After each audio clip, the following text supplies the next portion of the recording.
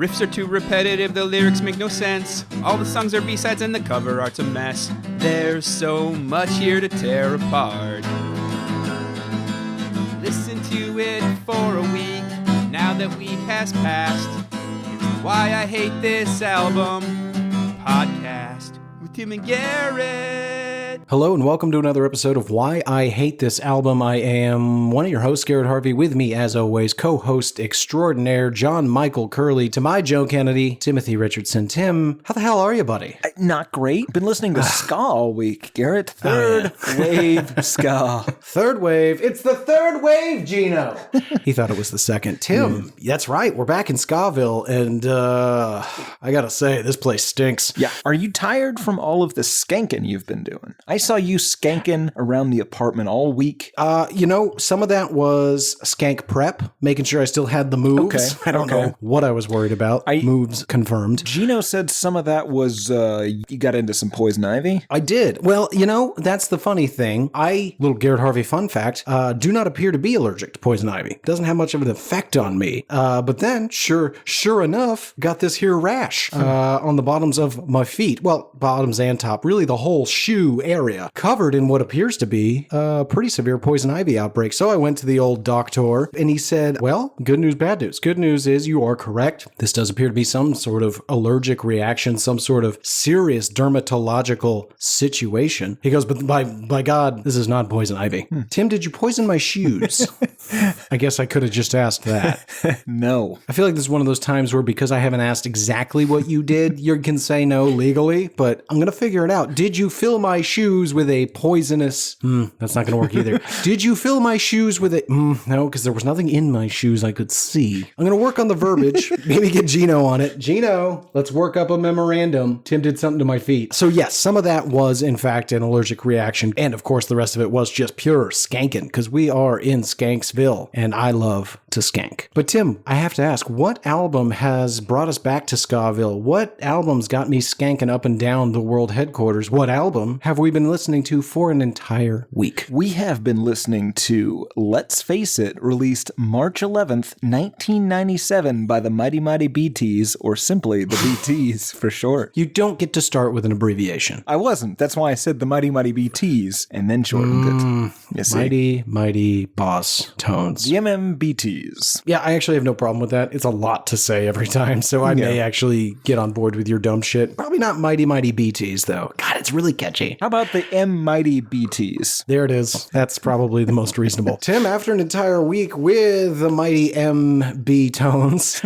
I have to ask, do you hate this album? I'm close. I'm really, really close. This is irritating ska. I think I can get there. I don't know if you're going to try to get me there or try to bring me around to your skanking enjoyment of this. I don't yet hate it, but I suspect I'm going to. What about you, friend? Do you hate this skanking ska? Well, Tim, I'm nothing but surprises this week. That's right. Gonna pull a wild card, put the mops away and tell Grandma to get in the tub. I am damn near ready to say I hate this. Oh, all right. All right. And, we're going to talk about it in just a moment, but the headline here is Not Enough Ska.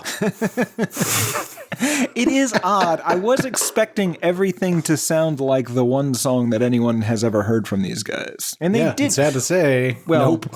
Like 5 of them do. Sure. It's half and half. We'll get there. We'll get there before we do. Curious, Tim, prior to this week, prior to what we are casually referring to as Skafest 2022, what's your experience with the Mighty M Bosstones? Well, I've obviously heard the impression that I get, although I certainly wouldn't have been able to tell you the name of that song, and I don't think I would have known for sure that was a MM Boss Tease song. I will say I came into this expecting this to be upbeat and fun based on that, but I don't know that I've ever heard another MMBT's song before. And I for sure never once listened to a single MMBT lyric because they're all stupid, and the only thing I knew was the knock on wood bit. Sure. What about you, friend? Have you heard this album or these Bosstones before? Well, Tim, confession time. Oh, God. Of course, the Mighty Mighty Bosstones came onto my personal radar with the hit film Clueless. Did you ever see Clueless, Tim? Oh, I've got a part of the history about Clueless, and more specifically about you and your boners.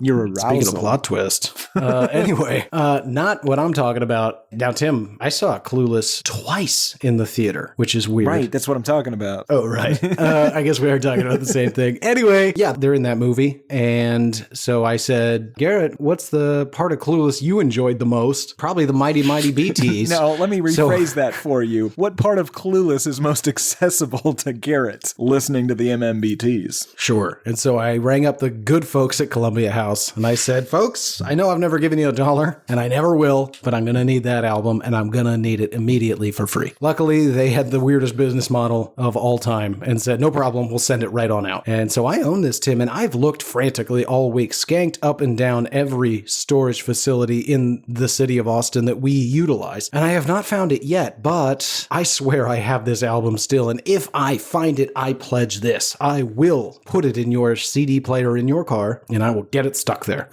Yeah, that's probably true. It might be in New York, though. Yeah, I know. The move has begun, folks. East Coast headquarters being set up as we speak. And goddamn, Tim, well, let's just take a moment to be slightly serious. I hate admitting when you've done well, but you've really picked out a gem. Yeah. The only issue that I foresee is all those floor-to-ceiling windows on the 20th floor. The dogs might get scared of that.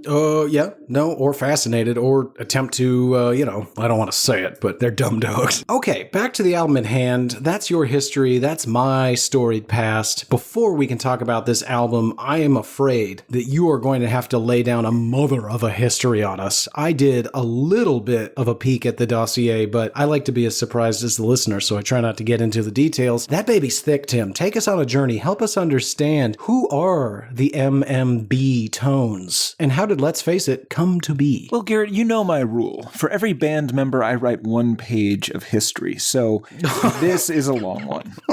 That's too many pages. There's like 8 of them, right? No, anyone that's ever been in this band, Garrett. Oh, Jesus Christ, that's 31. This band was started by lead vocalist Dickie Barrett, guitarist Nate Albert, who was 13 when this band began, tromboner Tim Bridgewell, bassist Joe Gittleman, drummist Josh Dalsimer, saxophoner and future Batman 89 director Tim Burton, and dancer, non-musician presence, and what would in the future just be described as boss tone, Ben Carr in 1983. Now that lineup is going to change quite a bit, most specifically right after their first album gets released and then kind of intermittently over the next 39 years, because this band has been a band for 39 years. God. Now, the key members here played in hardcore punk bands in the early 80s around the greater Boston area and eventually found their way into the Cheapskates, which I kept wanting to call the Chesapeakes. It's not what they're called. And Gang Green. Members from those bands went on to form an early version of the MMBTs. Now, they named themselves at first the Bosstones because that was a cheeky Beatles-esque play on the city of Boston. You get it, Garrett? Boston? Bosstone? Bosstones? I do not get it. Fuck your face. Anyway.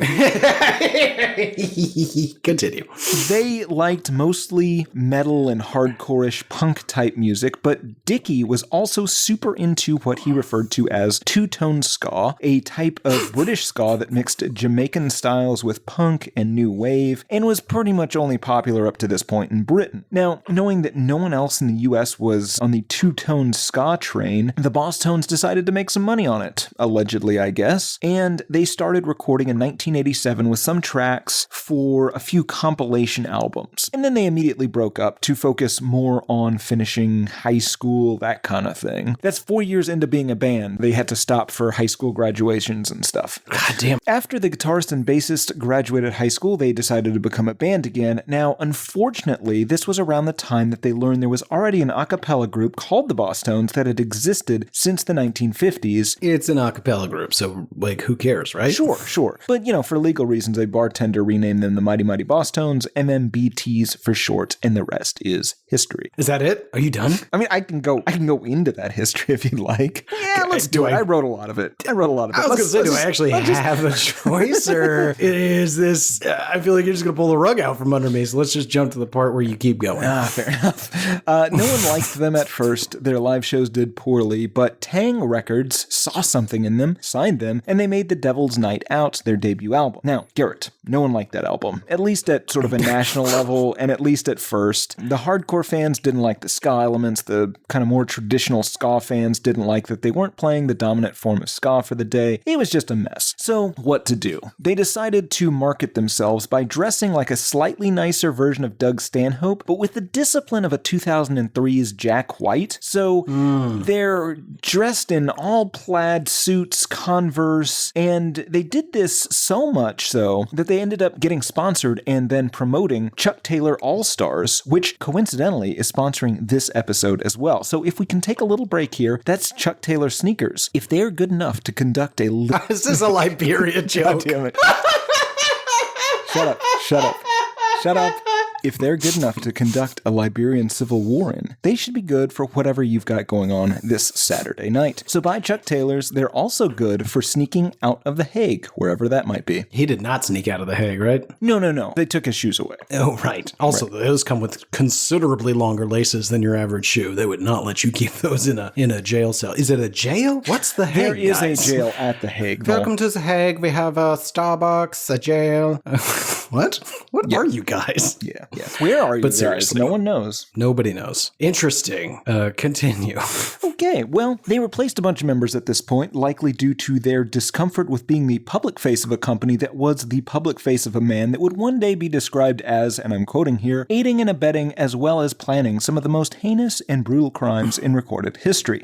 Tim Burton stayed on, though, despite his burgeoning film career, although he started calling himself Johnny Vegas to distinguish between when he was focusing on music and when he was focusing on Frankenweenies and making out with Johnny Depp or whatever he was doing. That wasn't it. But Are you sure? Good idea. Are you No, sure of course it was never not. that? All right. They released an EP called Where'd You Go with Aerosmith. This is so allegedly. This is so slanderous. No. You like all Tim of what Burton. I've said so far is true. I know all about Tim Burton, Garrett. I, for about 30 minutes, filled in for him once. Okay, continue. This is not going to indulge you. Right.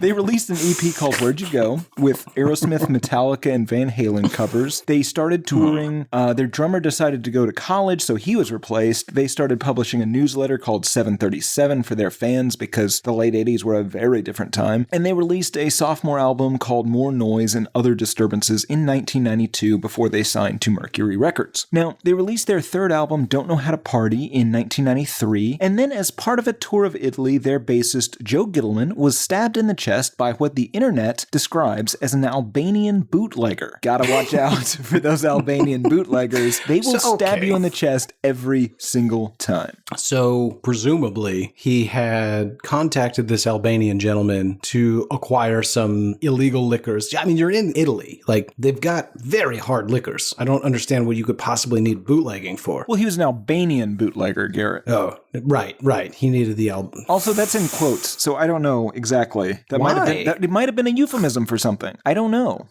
Oh boy, we gotta go. A group of Albanians just came in. I have no problem with the Albanian people. No. Albanians. Albanian bootleggers. Oh, it's the full phrase. I see. Yes. What could that possibly be a euphemism for? Guys that stab people in the chest for no reason?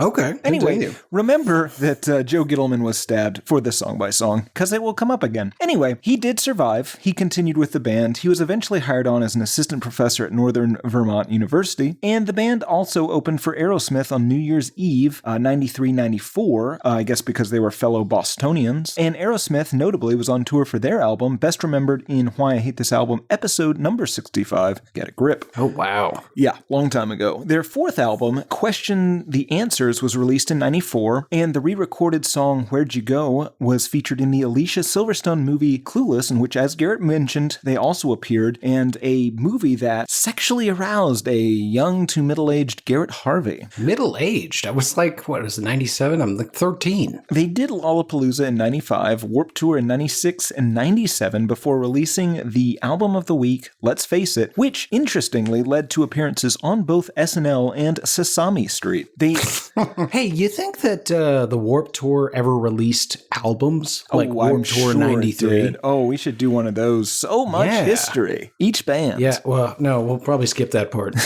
Yeah, they do one for every year. Warped Tour 2001 compilation. You've got some Rancid, some Bouncing Souls, Newfound Glory, AFI, Anti-Flag, Me First and the Gimme Gimmes, The Vandals, Flogging Molly, The Ataris. Boy, if anything, this is just a new resource for us to find albums and artists. Oh, yeah. Interesting. I don't know how that never occurred to either of us.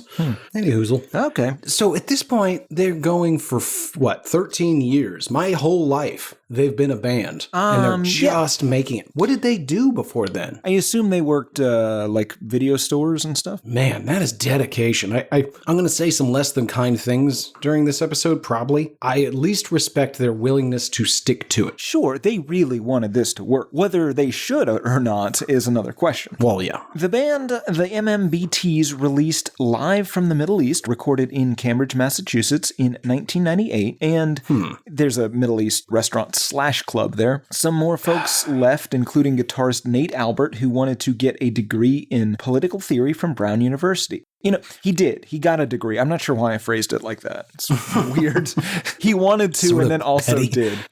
In 2000, they released Pay Attention. 2002, they released A Jackknife to a Swan, which I don't know what that means, and then went on hiatus, although they did occasionally perform for things like Johnny Ramone tributes and stuff. Right. In the meantime, lead vocalist Dickie became the announcer for Jimmy Kimmel Live for approximately 20 years, and in 2005 hosted a radio show in LA before being quote-unquote dismissed. According to Dickie on the old Wayback Machine, he was fired for expressing a number of opinions, including a number of pro-choice opinions that Clear Channel had asked him not to. Wow, I didn't know he worked on Kimmel. That's crazy. He's been the announcer from 2002 to 2022. Coincidentally, the year we're in now. Some of the other members played with other bands, including Why I Hate This Album alums Real Big Fish and NoFX, and future alums Cypress Hill. One of them went to South Florida to go to flight training school. Seems suspicious. Just gonna leave that there. And since Garrett seems to be insinuating that Tim Burton is a different guy from the other Tim Burton, I'm going to quote directly from Wikipedia here. Burton and his family moved to Los Angeles, where he became active in the movie business. Same guy, Garrett. Yeah. Same guy. No. It's the same guy. Who else went to Los Angeles and became active in the movie business who was also named Tim Burton? That's clearly a lie. No, it's not. It's two people. I can put them in the room together. Do it. Well, I can't like right now. Well, okay. We've got Instagram. You got a week. Well, no, you've got 2 weeks until this comes out. Instagram has to do with anything. Anyway, they got back together and released Medium Rare in 2007, played in LA and Las Vegas, where Jimmy Kimmel played bass clarinet with them. Unclear which portions of this history I'm making up at this point, even to me. Yeah. They toured Boston Red Sox minor league ballparks with the Dropkick Murphys. They released Pinpoints and Gin Joints in 2009. They released The Magic of Youth in 2011, then took some more time off before releasing While We're At It in 2018. 2021, they released the album When God Was Great, and then on January 27th, 2022, they announced they were not going to be a thing anymore. Why bother announcing that? After decades of brotherhood, touring the world, and making great records together, we have decided not to continue on as a band. Above all, we want to express our sincere gratitude to every single one of you who have supported us. We could not have done it without you. Love always, the Mighty M. Bosstones. Fiend. Listen, if you have a very famous band, actually, I'm curious your opinion here, Tim. Super famous band, like a Texas Toast per se, and you get to a point where you're not going to make any more albums. You know you're not going to make any more, but you just don't say anything and you don't release any. Would you rather have that, let's say a White Stripes, right? Jack says, we're not breaking up, never says any of that. They just never release another White Stripes album. Would you rather know that's never going to happen or hope that someday it might? Well, we have that exact situation with the Raconteurs. They clearly were never going to make anything after Consolers of the Lonely, right? It was off the table. They were not going to do anything. It seemed that way. Yeah. And from what Brendan Benson was saying, he was pretty out. But I feel like if you let it go long enough, as long as you haven't made it official, maybe some money starts talking. I have always wondered why they came out with that Help Me Stranger album or whatever kind of it is. Bizarre. I think they built a studio specifically for them, and then they never used it because they weren't a band anymore. And then they're like, well, this is kind of a waste. I guess we should just maybe record an album. Yeah. I mean, I didn't dislike it. No. It's, I mean, one of the songs is Tuesday's Gone. one. Right.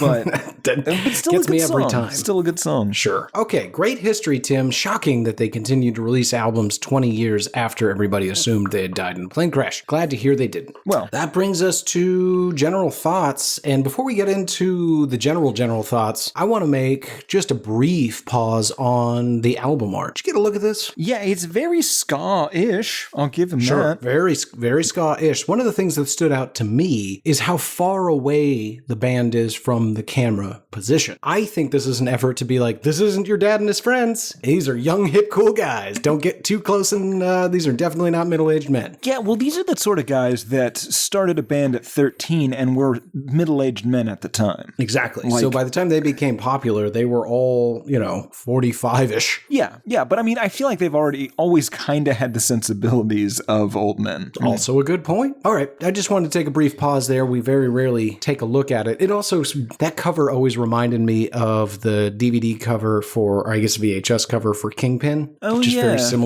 similar in nature. Anyway, Are you accusing Kingpin or Mighty Mighty Bosstones? let's accuse Mighty Mighty Bosstones. I love Kingpin. Also, I think Kingpin came out first. Okay. Anyway, let's talk about the music. It is ska with a hint, and sometimes more than a hint, punk. Yeah, pop punk, and then there's Sure. a little bit that they try to make a little bit harder than that, and it doesn't really work very well. No, it almost is a detriment to the album and the music itself. Yes, we can say this. Musically, they're all pretty great at their instruments. They're all good at Yes. playing. Now, they don't always use it for good. There's a lot of that upstroke guitar that I hate so much, but Sure. they're all perfectly capable. The singer, Dickie, he has a very distinctive voice. I give him Yeah, that. so there's two versions, right? He doesn't always sound the same. Yes, there's a he's doing a thing voice, and then there's a he's singing voice. Yeah, there's a clean version, and then there's, well, I don't want to spoil anything, Tim, but we'll call it a gruffer sound for now. Yeah. And that can just go fuck itself. Yeah. I don't care for it. Yeah. And again, I was imagining that this was going to be wall-to-wall ska, and it's not. There's a fair amount of musical variation here. I would say probably 62% of this is ska, 48% is not. Now, I know those don't add up, but this is ska we're talking about. Yeah, so numbers don't apply. Nothing applies. Yeah, no, because the whole thing, I was expecting to sound like the impression that I get. And that shouldn't really be a good thing. It's not a great sound. I don't really want a full album that sounds exactly like that. But the problem is, the further from that sound that the songs vary, the worse they are to my ear. Correct. I had a very similar situation with the added expectation of, I still had Real Big Fish in my head. Now, yeah. Real Big Fish is a lot of things, and arguably not something you should listen to. But the production on Real Big Fish is great. Like, it is loud and vibrant and full, and there's all sorts of stuff, sometimes too much stuff. But when compared to this, Boss T's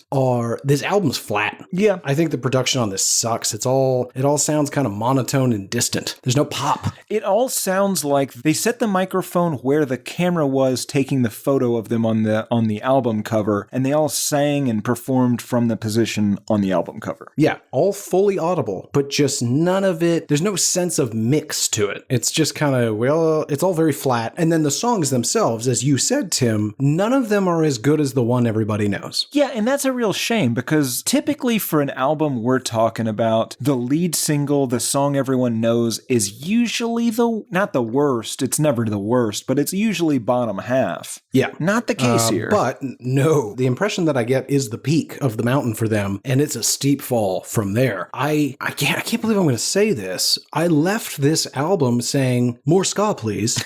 Not ska enough. It is borderline sacrilegious, but it's also true. They could have done more it's ska. not silly enough. This I actually found rather boring, and at times depressing and confusing. It is depressing and confusing. We will come back to time and time again on this. I think this is the same thing with like a Chumbawamba, where the song everyone knows is like, oh, it's this upbeat, fun thing, and then the rest of them are about, being anarcho-primitivists or whatever, and why you should blow blow up cell phone towers, or I don't know, whatever the 90s version of that was. And you're just like, well, this isn't what I was expecting at all. And it's kind of the same. Subaru dealerships. They were really militant in the 90s.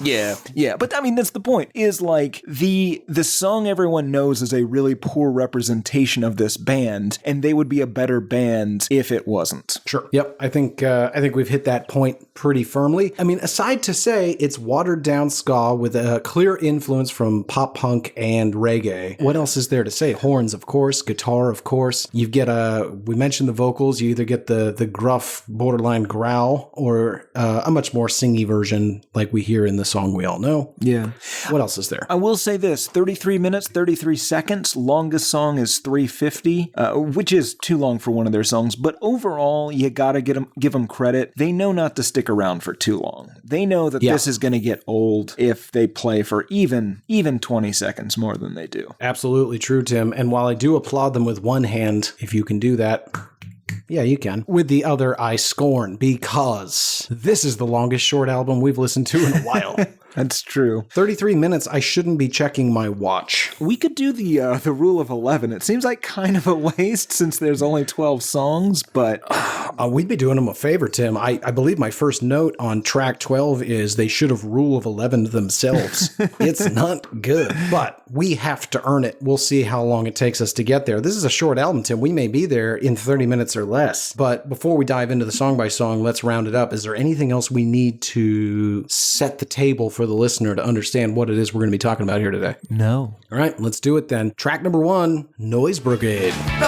Training, it's pouring, it's raining, training or a trade, you bet I'm afraid. It starts off like I was expecting it to. Yeah. They're really leaning immediately heavy into the kind of pop punk ska of it all. It's not immediately too off-putting. There's always a little sense of dread whenever you hit this first song and you're just like, ah, shit, I'm up for exactly 11 more songs that sound exactly the same as this one. And it's not what happens, but again, it would be better if it was, but it's a little daunting to get this much ska right up front. Absolutely. The title alone actually had me concerned. The fact that you call your first song Noise Brigade, it doesn't sound like a good time. No, here we get a song that appears to be about being unskilled and unprepared for what the world might throw at you. Yeah, I think we get an entire person's life and slow collapse into the realities of just having to support yourself in the real world. Yeah. It's a super bummer. Yeah. We start off, again, jaunty music paired with really depressing lyrics. He says, without any training, it's pouring, it's raining, training or a trade, hey, you bet I'm afraid, unequipped with a skill, but I'm thrilled with the thrill, underskilled, unprepared, hey, who wouldn't be scared? Okay. It's about a guy who's going off into the world and is just like, well, I graduated high school and I know how to play a trumpet. Everything's coming up Millhouse. Yeah, exactly. And, certainly relatable, Tim. I think we all entered the working world at some point to the harsh reality of like, oh, I don't actually know how to do anything. Yeah, and here's the thing. If you find yourself in that situation, find a good buddy who has a LLC, quit your job, and start a podcast with them about nonsense. That somehow only costs your friend money. Then we get to the chorus, I think, and they say, whoa, dime for a dozen if that's what you're after. Whoa, a moment of silence, a lifetime of laughter, and I am confused. I wrote down, I don't think I understand this chorus. I think in an effort to support himself without any real true skills, he's become a drug dealer. Or a prostitute, dime for a dozen. Is that common prostitute language? I assume so. Seem to know confidently. $10 for 12 acts, friend. 12 acts. I don't even think there are 12 acts. Unless you're counting like behind the knee, and that's just weird. Well, there's also, it doesn't matter. The point is, it could be that. It could be drugs. Yeah, actually, I think you might be right with the prostitution thing. Let's see how we go. Song continues. So bring on the obstacles and burn me a bridge. I'm not sure. Should I call this my range or a ridge? Maybe. Bring on the obstacles, burn a bridge. He might be also considering, should I just call my dad and have him pick me up and take me back to Ohio, or should I really just lean into this midnight cowboy thing I've got going on here? Well, he definitely wants the obstacles. He just doesn't know if it's a range, a path to his next journey or whatever, or a ridge, something he has to climb over and face adversity, right? Well, sure. But again, those might be dicks. I don't know the burn me a bridge yet. Maybe it's I'm not going to rely on anybody. I'm going to burn all my bridges and go on it alone. Right. Instead of calling your dad, you're just going to barrel forward. Yeah. Sorry. I thought you said doesn't matter. Then he continues, there ain't none too high. If I'm up for the climb, I'll go 0 to 60 and stop on a dime. Prostitution. He's got a...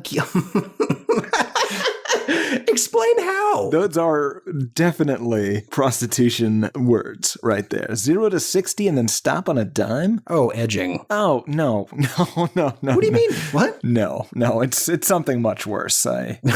Continuing on, the song says, God, dude, on the brighter side and on a happier note, the noise, well, it's just love that gets caught in my throat. Oh, no. It's just love that gets caught in my throat. Do, do, do, do, do, do, do, do, do, do, do, do, do, do, do, do, do. Ah, he's a prostitute, and he's getting love in his throat. He's getting throat love. As one does. Yep. 0 to 60, stop on that dime. I'm still not convinced that we're in agreement on that part, but song continues. If anybody was even remotely curious if this person had turned to prostitution, he says, the end of the line's not the end of a rope, just a salesman selling a bucket of hope. Exactly. I think he's not going to kill himself. He's going to become a salesman that sells what he has decided to term his bucket of hope. Oh, God, is a hope bucket? Oh, no. Well, maybe.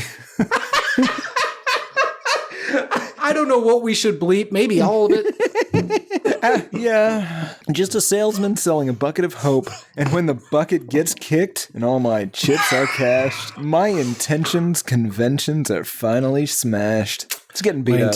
God. Well, I think my intentions, conventions are finally smashed is like all the hopes and dreams that he had to climb the highest peak and sure. And then also the conventions, those Midwest ideals, those Midwest values, those went out the window a long time ago. Those went out the window when he put on that frilly cowboy hat. Those went out the window the moment he started referring to his as a hope bucket. When the bucket gets kicked, he's getting kicked in the his chips are all cashed in, and he's oh my God. Yep. That's his moneymaker, Tim. That's his hope bucket. Track number 2, the less gross, the Rascal King. You made that awful.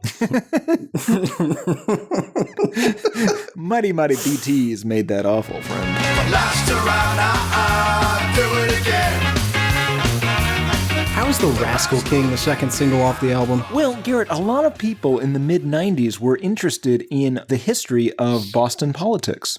I don't think that's true, and that's going to be meted out here in a moment. But I really love the phrase Rascal King, and the more I thought about it, this is the perfect nickname for you. Yes, I agree. I thought it's a shame that they used this term, the Rascal King, because you could really turn that into something with a much more sinister tone. Interesting. And so almost the rascal takes a more ironic tone, you know? Well, sure, yeah. No, I get it. Brutally murdering people and removing their fingertips and just saying, aren't I a rascal is certainly ironic. Yeah. The king, it's sort of like a Rascal King in Yellow kind of thing. Oh, Yellow King situation? Is that what you're talking about? Yeah. I think if you're going to be a rascal, I don't know why I'm entertaining this, because my whole point was that you are the king of the rascals. You're always doing irritating shit. I can't get so mad, but sometimes you burn things. Anyway, in my defense, you made it weird and described yourself as sinister, so let's do that. Hold on, let's stick with your thing for just a second. If I were truly a Rascal King, I would have rascals under me, and none of these interns seem to be buying what I'm selling. Well, that's because they're all rascals. Oh, I am. You're king of them, but you can't get any loyalty from a group of rascals. Garrett. What? I am the Rascal King. I regret this. Anyway, venturing down your weird path for just a moment, because why not? If you're going to be some sort of sociopath, murderer, sadistic killer, Tim-like figure, and you want to call yourself the Rascal King, and it's going to be ironic, then I think you're perhaps making a crown or adornments or a scepter, if you will, out of various body parts from your victims. Rascal King. No, I'm not. Necklace made out of ears. Well, sure, but that was in vogue at the time. Tim, do you want to take the listeners through the inspiration for the Rascal King? Well, I feel like you've done far more research on this than I have. Again, you are one of those people in the mid-90s that were super into Boston politics and would like to have heard songs about it. But this was inspired by James Michael Curley. He was a U.S. congressman, the Boston mayor, Massachusetts governor in the 30s to 50s. He was the only mayor in U.S. history to be reelected while in prison. He was a true rascal, and he was in prison for mail fraud and other felonies committed in part with Joe Kennedy. Ooh, interesting. Yeah, so that's pretty much everything I got. But what's interesting about the Joe Kennedy piece was, and maybe you read this too, Tim, allegedly, because those people have you fucking killed. Allegedly, Still? Joe Kennedy. Yeah, I think so. Oh, I think all right. they all just have different last names now. And money went somewhere, Tim. That's true. So allegedly, Joe Kennedy agreed to pay off some of Curley's debt and may have helped fund his 1949 run for re-election in exchange for vacating his seat in Congress so that his son John Kennedy could run in 1946 unopposed. All your heroes, if they were Irish, were also monsters. Yeah, you shouldn't have Irish heroes. I think we're on the same page with this. So this song seems to be kind of on his side. Again, I think it really leans into the rascal of it all. They seem to be seeing the humanity in his crimes, or at least the humanity despite his crimes. Yeah, they seem to want to only focus on, and this is a real problem of modern politics, they seem to only want to focus on the good things that he did, and anything that's negative, they're like, well, he's a bit of a rascal, sure, but he's a good dude. And it's like, well, some of this is like mail fraud and borderline like bribery and tampering with elections. So like, he's not a good guy. Yeah. Not a good guy. Sniffing hair and grabbing pussies. I got it. Whoa, not that bad a guy. Oh. Sniffing hair. Man, there's just no excuse for sniffing somebody's hair. Well, what if they've got nice smelling hair? In fact, here's the thing. How are you going to know what their hair smells like unless you sniff it? It's not. Maybe you've got really bad eyesight and you identify your surroundings, your friends, your victims by their smell. Victims? One might say, yes. Anyway, let's get into the song. Verse 1. Well, he was filled by a lack, drew inspiration from a need, in many problems to crack, mouths to feed. Crooked was the path and brazen was the walk, a cocky swagger up the ladder, and could he ever talk? So this is a guy that was motivated by his need for people to like him, to look at him, to listen to him. Despite being a little immoral, he could kind of talk his way out of it. Yeah. But they're also pointing to the idea that he's a good guy. He was fueled by a lack, a need for somebody to get in there and start solving problems. Yeah, I kind of read that as a need. He was fueled by a lack or driven by a need. Oh, for the attention. Yeah. Oh, yeah, it very well could be. But that seems negative, and the rest of it seems way too nice. You're probably right, because the next lines are so many problems to crack, mouths to feed. He's trying to get stuff done that's good, but maybe isn't going about it in the most legal of ways. Yeah, modern day Robin Hood. Yeah. The last hurrah? Nah, I'd do it again. The rascal king behind the bars or the one in front of them. That's the chorus, Tim. The chorus is a literary reference. Did you catch that? No. So James Michael Curley's life inspired author Edwin O'Connor's popular novel, The Last Hurrah, in 1956. Seeing how incredibly popular that was, James Michael Curley was like, well, it's my fucking life. So he wrote the autobiography, I'd Do It Again. So The Last Hurrah is one book, and I'd Do It Again is the response. All right. It's super clever for nobody. For you and me, I guess. Well, mostly for But you, that's not, and then for you to explain it to me. Yeah, this is not why we started this show. No. It goes on from there. He's also generous but quick to violence. It's never ceasing to amaze on a regular basis, first hand into his pocket or first fist into the faces. Yeah, he's the first one to give you his last dollar, and he's also the first one to fight on your behalf, which brings up a very interesting question, Tim. Now, this may shock you to learn. I have a very short list of people of whom I would actually defend or on whose behalf I would fight, and you are oddly on that list. Interesting. Now, can that be extended to perjury? I don't think we should talk about that here. Fair enough. Fame is its own reward in the Rascal King's mind, a legendary character, where only there, when only then, a hero or a hooligan. Well, that part's never clear. Pride or shame, it's all the same. Who's innocent and who's to blame, politics or just a game? Well, in the end, they knew his name. So it sounds like the ends kind of justify the means. All that really matters is being remembered or being famous, and it doesn't really matter if it's good or bad behavior that achieves that goal, which might be an idea that they're criticizing or something they agree with. I don't know. Did a not great job of telling us what side they came down on, or maybe it's up to the listener, in which case, don't care.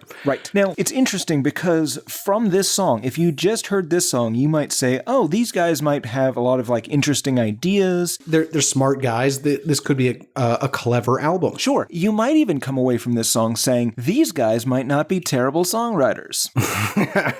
Terrible is such a strong word, but we'll get into it because I think they're terrible songwriters. Anyway, we'll we'll get more into that. So far, I'm okay with this album, I think. But track number 3, Royal Oil. Royal oil, come on, bubble and boil. Stab like dagger, make you stagger on a hot This is where it all changes, Tim. We have reggae.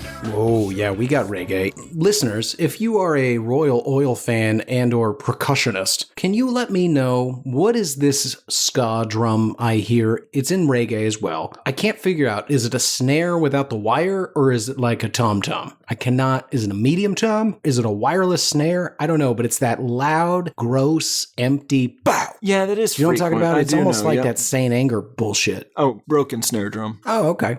So it's interesting because the first part of this, it's in the cadence and feel of that Macbeth Witches song, but kind of with a reggae-fied beat. Double, double, toil and trouble, fire burn and cauldron bubble. The first lines of this are royal oil, come on, bubble and boil, stabs like a dagger, makes you stagger on a hot tin foil. It feels like it would be better delivered kind of as more of a rap, which I don't often say, but I think it would. I don't know, man. Doesn't sound great yes. delivered how they do. No. What I want to mention, folks, is first two songs, not exactly what Tim and I were hoping for. Little disappointing, but not bad. Still on board. MMB tones, not bad. Here, though, everything slows down, way less energy. It's still a ska song, so it feels slightly faster than like a normal reggae. I feel like this is reggae. I think Well, it's, come on, Tim. It's skegay. Well, we can't use that, right? I think we can call it skegay. Okay, yeah, I think you're right. Skegay, which is not uncommon. I mean, especially if I was paying attention to the history, and we'll check the tapes, I wasn't. These guys are heavily influenced by the reggae as well, so it's not as the two-tone, didn't you say? I did say that, yes. Nice, look at me. So, not shocking, but not what I was expecting, and the fun is over. True. Yes. The song Royal Oil, it appears to be about heroin. Oh yeah, I don't think there's any confusion there. Let's get into a little bit of the lyrics. They say royal oil,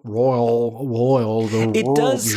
Yeah, it does have a little bit of the roar in it. Royal oil, come on, bubble and boil. Stabs like dagger, make you stagger on a hot tin foil. Mind your mind, or it will surely spoil. Then you sleep down in the soil. Adamantly against heroin use, but they also make it sound kind of fun. Yeah, at least kind of relaxing. It seems like it'd be fun at first. Maybe if you just stop using it after a couple of times, or maybe just use it sparingly. I've always wondered that. You got a heroin problem, just use less. But then they continue. When you smoke or poke the poison, you lose the chance to be tomorrow. You're gonna lose the chance. Look out on the horizon and see the sadness, the pain, and the sorrow. I want to point out that smoking and poking, not equivalent. No, not at all. Now, If I walked into the world headquarters, for instance, and I don't want to use you, Tim, let's say Tom Rady is smoking heroin in the living room. I'm not thrilled. I'm not thrilled at all, and I'm going to have a talking with him. We're going to go out, throw the pigskin around for a little bit, and then we're going to have a heart-to-heart, me and Tom. If I come in and he's poking, he's got a hypodermic needle with a fresh vein ready to suck up that heroin, he's out of here. well, we should definitely tackle him and take him to rehab. Now, here's the problem. He's a very big man. You're going to need to let him poke before we're going to be able to do anything with him. Well, you know, Tim, I mean, well, I know you know, but the listeners might not, and hey, we know many of you now are viewers. Congratulations on finding the feed. But you know as well as anyone, rule one to an intervention, if your interventionee says, I will go to get help today, as long as I can get one more fix, you get them that fix. Yes, but you also need to monitor that because they might die. Well, sure. Yeah, because they're going to do more than they've ever done in their entire life. Yeah, well, that's the thing. If you're gonna do that, you probably want to try and make it last throughout that entire rehab so you don't have to deal with that. You just stay high the whole time. Problem is,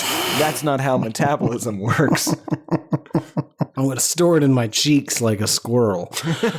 Song continues. I can't say enough about the stuff or what it has in store. When you smoke or poke the poison, you won't be anymore. Now, Tim, only reason I wrote this down was because I was watching Venom 2 on mute, as I'm wont to do. I never realized up until this moment how accurate a metaphor Venom is for heroin use. Do you think there's any reasoning behind that? No. Overcome by a black goop that rules your life and eventually forces you to make terrible decisions? It shouldn't be black. If it's black, you need to find a better dealer. Well, black tar heroin. Yep, as I said. Well, sure, of course, folks. You're looking for a golden brown consistency, a light powder, not too light, otherwise you'll... You know what? You know what? China White's not bad. Oh, absolutely, Tim. Absolutely. You know what? I didn't want to delineate, get too specific. That's pretty weird. But thank you for doing it. Anyway, Venom 2 aside, Eddie, we have such a weird, jaunty tune discussing being a slave to heroin. Absolutely. Really an odd juxtaposition. Now, do you think this song is better or worse than The Needle and the Damage Done? I want to be confrontational just for you having asked that, but no, of course, this is clearly better. Okay, okay. No, it's not. It is not. Fuck you. No. Neil Young's better. What about Tonight's the Night? Tonight's the Night. Oh, that's actually a great question. No, it's not. No, it's not. No, you're asking. Well, I see. You're asking is Tonight's the Night better than this? I thought you were asking if it's better than The Needle and the Damage Done. No. No. Of course not. Why are you wasting everyone's time? This is better than almost nothing. There it is. That's what I wanted to hear. This song. I would rather be listening than to the Gex and their horse, their horse you love Porsche. that, which also might be about heroin. We don't know. Good point, Timmy. Let's see here. Song continues. Royal Oil, rural juror has cut many down to size. Spike's gonna strike the weak and strong alike, and then forever and ever close those eyes. Maybe just don't inject it, snort it a little, smoke it a little. Don't do heroin is the official stance of the Why I Hate This Album podcast. We should make that clear. While we're on the subject, though, there are gradations, and I do agree. Don't inject it. Right. Now, if you have to use heroin, don't inject it. Yeah, if someone's got a gun to your head or a loved one's head and they're forcing you that you must do heroin in some fashion of your choosing, this is a weird scenario. Sort of a funny games type thing. Yeah. Come on over, funny games. No, of course, Tim and I can't really speak on drug use, having never done a single drug our entire lives, but we've read a lot of books. Track number 4, the one we all came for, The Impression That I Get. In their defense, catchy as hell. It is catchy as shit. It's a good song. It's not. It's not a good song. Garrett, here's the problem. Controversial. There's a 50% chance that they don't know what the phrase knock on wood is supposed to mean or how to use it in context. Okay, that is a big sticking point I have in this song, so I'm glad to hear that it bothered you as well. But I'm not sure if that's actually true, and we will get into it. Obviously, this song focuses on knocking on wood, which is, of course, as Garrett and I know, a form of apotropaic magic, possibly just superstition, to, prevent your boasts or predictions from tempting fate, right? And it works. It fucking works. Of course it does. Unclear if they know nobody's here how to say use it doesn't work. Yeah. Now, what's interesting about this song from a vocal perspective is that, especially now that we are Boss T experts, no longer virgins to the scene, they mix the grumbly voice and the cleaner voice to good effect. Good-ish. Okay, let me put it a different way. It's weird to hear grown men, none of whom can actually sing properly as you and I would consider good singing to be, harmonize, for lack of a better word, together. It'd be like if Tim and I sang in our own natural voices at the same time together. It helps, but it's never good. It's weird that no one listening to us for 200 plus episodes has ever heard what either of our real voices sound like. Well, sure, but some things are just for us. I don't know if people have ever noticed. You do a really good job. You were smart. You picked such a weird, pathetic, breathy voice that it's so off-putting that very specific. Why would anyone have picked this one? Right. And you were able to get right into it. I tried to sound, well, first of all, American. I'm sorry, what? I'm a U.S. citizen. That's not what I mean. I just, I have a fairly thick accent. Oh, sure. Yeah. You spent a lot of time in Nope. Pick any other goddamn place. Thank you.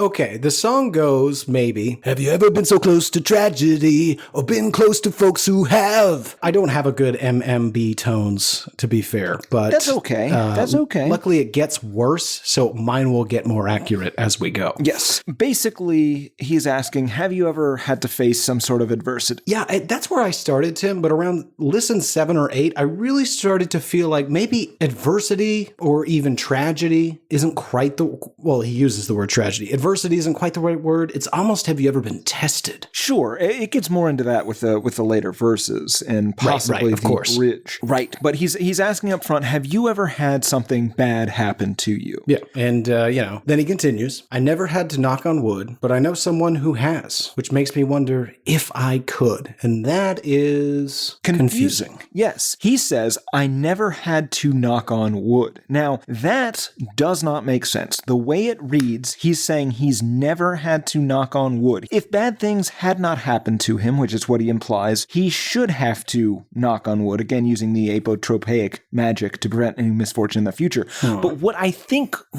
they meant is, have you ever been close to tragedy or been close to folks who have? Have you ever felt a pain so powerful, so heavy you collapse? I never had to, big comma, knock on wood. He's saying, I never had those bad things happen to me, knock on wood. Oh. Right? And the problem is... Oh, you're probably right.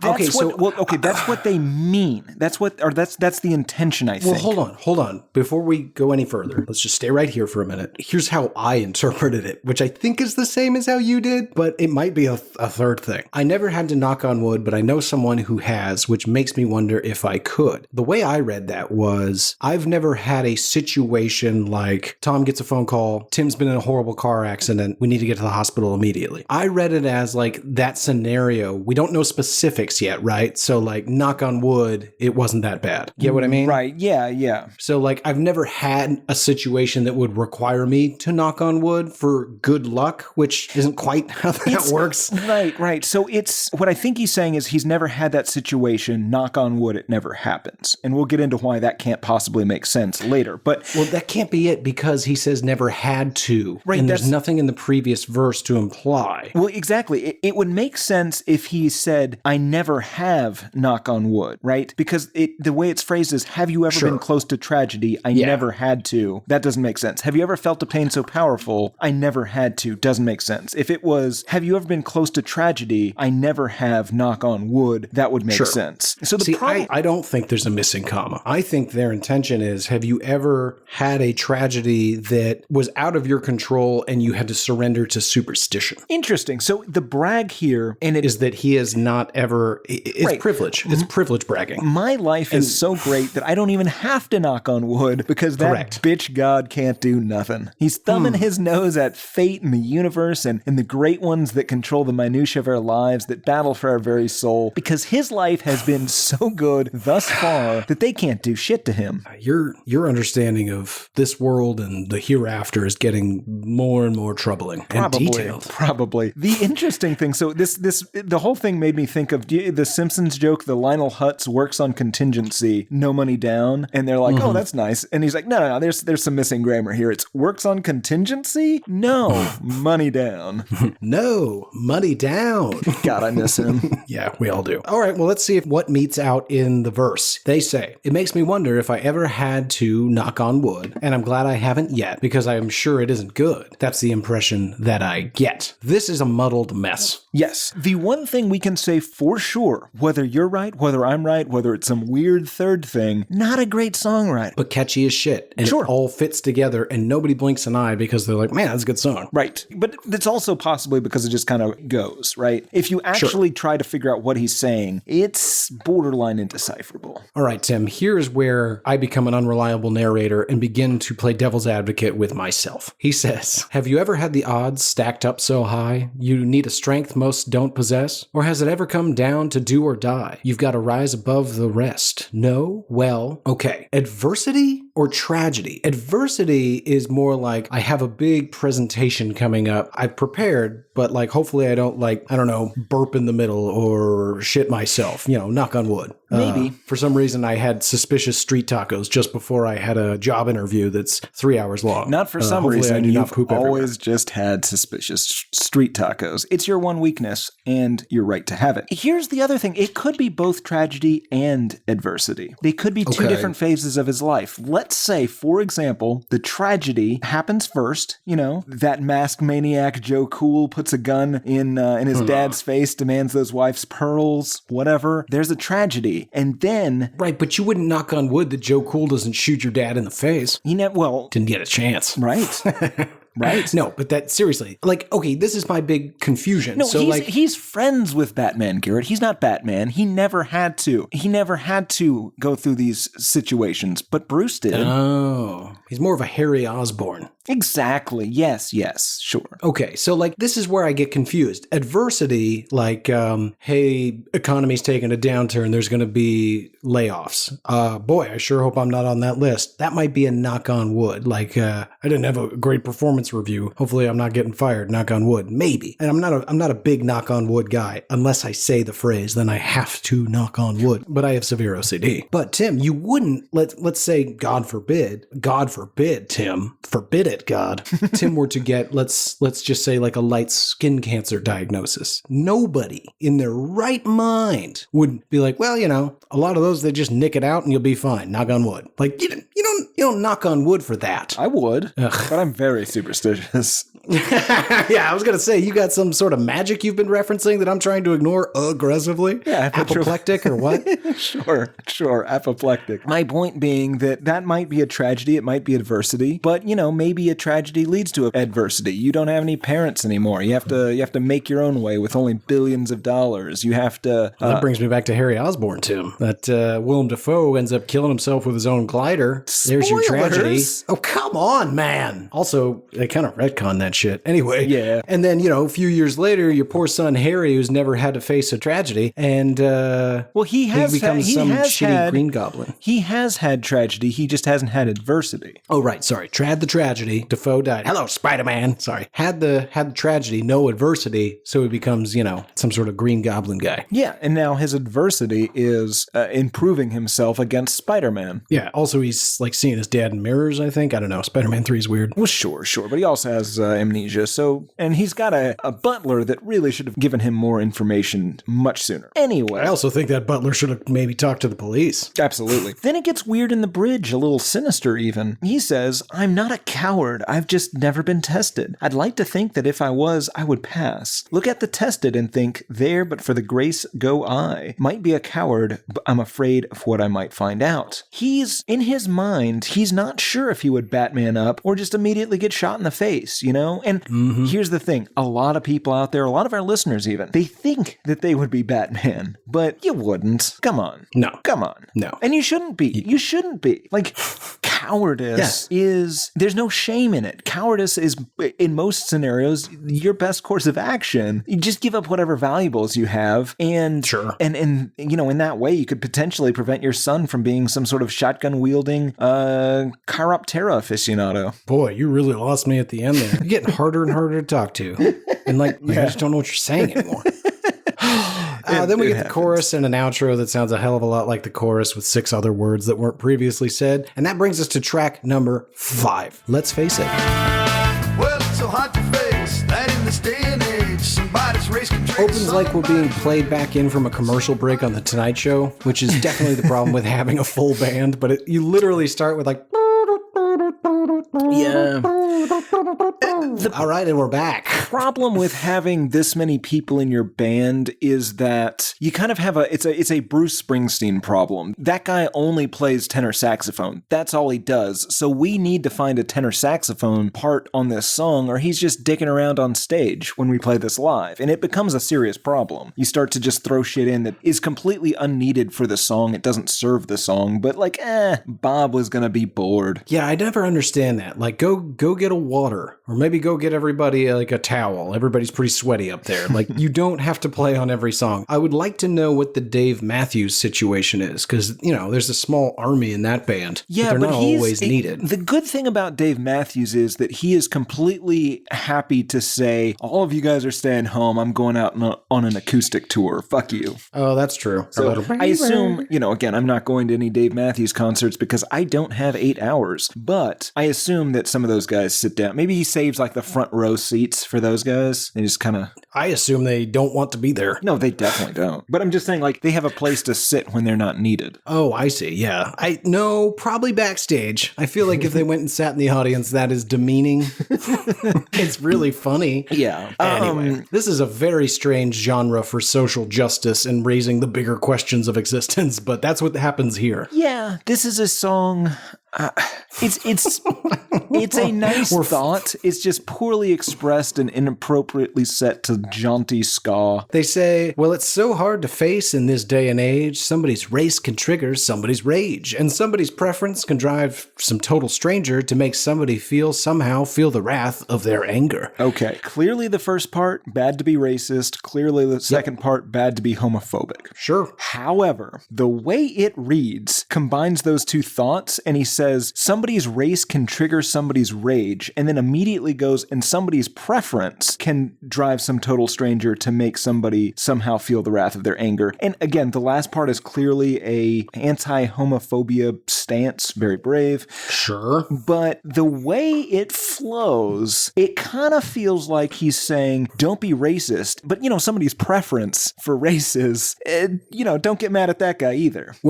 I know it's not what they're saying. I'm just saying the way it flows. If you didn't understand, so if you didn't understand the preference was a euphemism for homosexuality, and in 1997, you might not have. Absolutely. Then, hey, but also be respectful of racist preferences, Yeah, it kind of comes off like that. I never would have gotten there. I love that you did. That's fantastic. Let's continue. Why were we put here? For what? We're unsure. We sure weren't put here to hate, be racist, be sexist, be bigots, be sure. And we won't stand for your hate. Cool.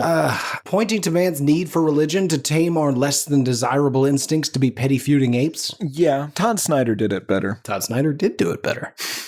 I do love the phrase ignorance mongers. It's a terrible line in a song, but it made me laugh every time. Now, why so cut and dry? A simple concept missed. Give tolerance a try. This confusion still exists. Ignorance mongers, no areas gray, couldn't be any wronger in this day and age. Ignorance mongers rhymed with wronger, not great songwriters. I think it's great songwriters. That's the only example of excellent songwriting. Now, I transcribed it ignorant mongers as opposed to ignorance, but either technically would work, as you could be I guess one implies that you are a fish salesman who is ignorant. Which is your plan. Yeah, whereas yours is somebody who deals in the trades of ignorance, which would be much better. I think I'm right and that they are wrong.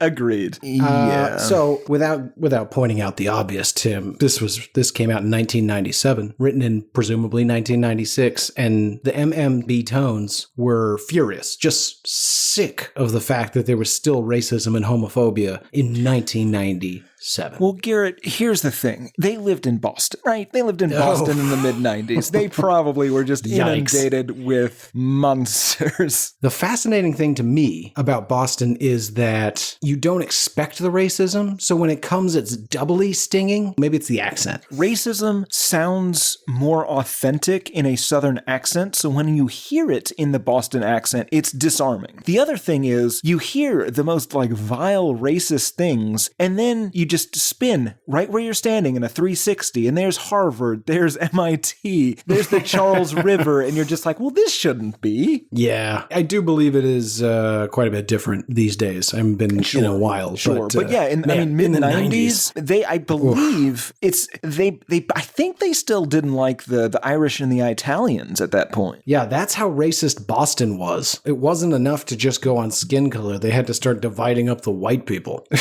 Yo, where are you from? Are you from fucking Ireland? No? You're from Poland? I fucking hate you. Okay. Track number 6, The Bug Bit Man.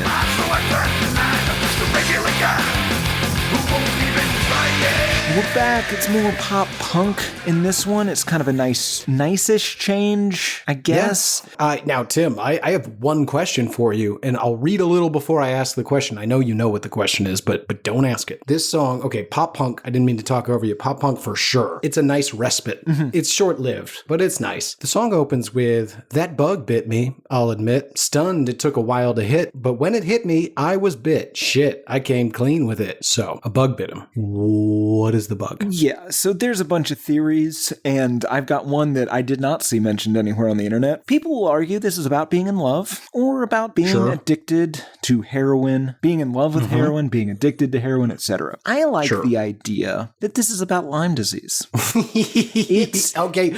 Hold on. Before you say Lyme disease, I'm not going to go into my theory, but I'm going to add a fourth one. I had love heroin, didn't have Lyme disease. Excellent call. I want to hear how in a minute. My fourth, and we'll come back around to me after we go through the Lyme disease. My fourth, truth. Addicted to truth. Interesting. The truth bug. Okay, I don't know if that's a saying, but I think when he's saying Wait, no. The truth bet is definitely a saying. I don't think so. No one's ever accused me of having some sort of truth bug. Well, sure. You are a renowned, if not nationally recognized, liar. Ranked. Nationally ranked. The point, Garrett, the bug bit me, I'll admit. Stunned.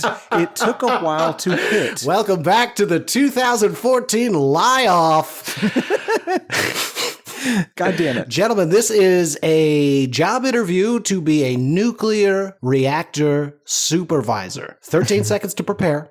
We'll need a background, an education, and experience. Number 4 liar in the world, Timothy Richardson, you're going to go first. Tell me why you're qualified for this job. Master's in physics, theoretical, obviously. Previous work experience. I have a lot of experience both working with a reactor and also I have a lot of experience. I don't want to say when things go wrong. I'm just going to say I have experience in crises and I'm able to keep a cool head. We'll be back with a decision for the finals after these messages. Back to the song, Timmy. Yes, okay. The Lyme disease theory. The bug bit me, I'll admit, stunned. It took a while to hit. So he got bit by one of those deer ticks. Boston is about 2 hours from Lyme, Connecticut, the epicenter of Lyme disease. So they went out in some tall grass as a band. Maybe they were playing some instruments in some tall grass, got bit, and it took a little while. You know, there was the initial stunned event, but they got that targetoid kind of lesion, and then nothing happened for a while. Sure. And if it was on, if it's a hairy gentleman or on the top of the head, good luck seeing that faint little circle. Hell, might not even know it. The bug's been around since time began. Obviously not truth,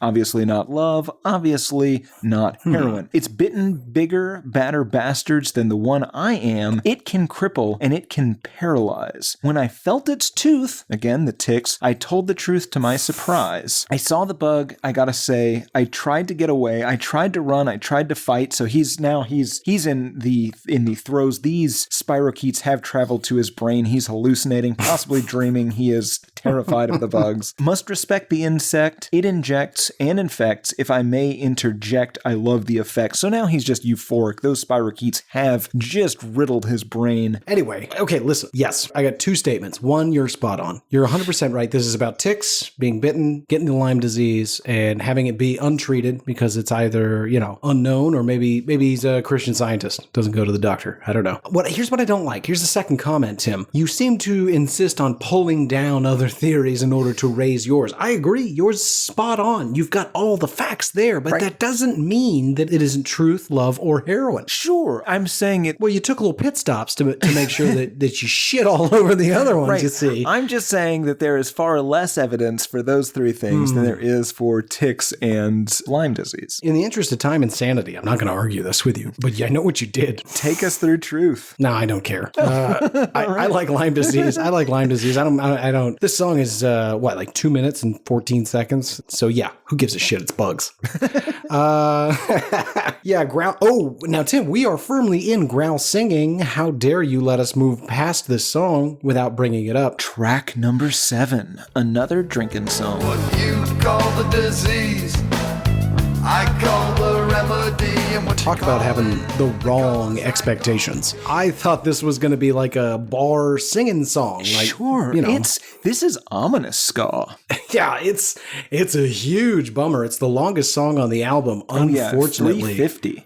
Good God. It opens more like a No Doubt song. That is to say, we're much closer to reggae. I don't know if you know this song, Tim. You know the song Dreadlock Holiday by a band named 10cc? No. If you've ever seen Snatch, it's in there. But anyway, it sounds a little like Dreadlock Holiday. Well, specifically the horns do. That is to say, it's a little jazzy, a little reggae. Oh, you know what? Singing, Tim. Controversial statement. Is this a bad Sublime cover? That's exactly what I thought, because they have those echoey vocals. A lot of Sublime songs kind of have that echoey feel to them as well. This, I mean, again, it's a scary ska, an ominous ska ode to alcohol and how it makes things better, I guess. Now, at first, Tim, I thought it was just an ode to addiction and how it makes things better. And then after going through it, I'm just going to throw it up top like you did Lyme disease in the last one, because that was weird. I think this is intervention ska. Oh, okay. I can buy that. Yeah. Now, as we might as well just get on into it, let the listener in on the joke. As you mentioned earlier in a previous song, coincidentally, the song opens with, gonna dive into a dive I've dove into before. Gonna haunt a haunt I've haunted like a million times or more. A familiar joint where getting drunk's the only point to frequent this place with any frequency at all. This guy's gonna go get fucked up with a bunch of drunks at 12:30 in the afternoon. Sure. At a shitty bar. Now, what I think, Tim, is that this is the beginning of a compromise. This guy's wandered into a Ramada Inn ballroom that's suspiciously filled with 4 of his sort of closest friends and a bald gentleman he's never met before, goes by the name Van Vondren.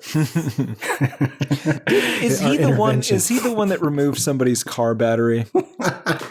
Yes, there's a real intervention episode where the intervention E gets pissed off and he's like, I'm fucking out of here. And Van Vondren, aka the Wolf, as I call him, is just sitting there calm as could be. And the mom turns to him and she says, he's gonna leave. What are we gonna do? And he goes, he's not going anywhere. And the guy comes back in. Who the fuck disconnected my battery? I took your battery. Now sit down. Okay. This is a different kind of intervention. And then, of course, over the years, you couldn't tame that wolf. He left the show and they replaced him with Candy Finnegan. No one's getting sober with Finnegan. Sorry. She just doesn't have the gut, the instinct to take a car battery. Who does, though? Anyway, the song opens with a man insisting he's going to go get drunk at least one more time.